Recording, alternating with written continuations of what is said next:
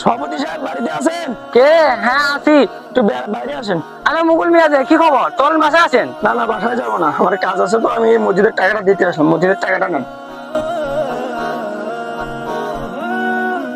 হ্যাঁ টাকা তো ঠিক আছে, তা বাড়িতে আছেন, নাস্তা করে যান। না সবাই, আমার কাজ আছে, আমার জমিতে যেতে হবে। আচ্ছা তাহলে যান। হ্যাঁ, যান। আসসালামু আলাইকুম। ওয়ালাইকুম। মসজিদের টাকাটা দিলাম, এখন ছোট ভাইয়ের প্রাইভেট খরচ, আর সাইকেল কিনে যাচ্ছে, জমি জমার আবার ঝামেলা, কি যে করি।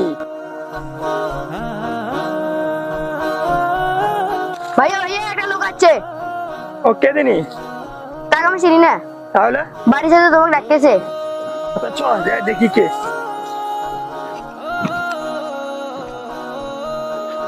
ওই দে। আরে স্যার, আপনি এখানে? আপনার তো আরো কয়েকদিন পরে আসার কথা, আমি তো আমার টাকা জোগাড় করতে পারিনি।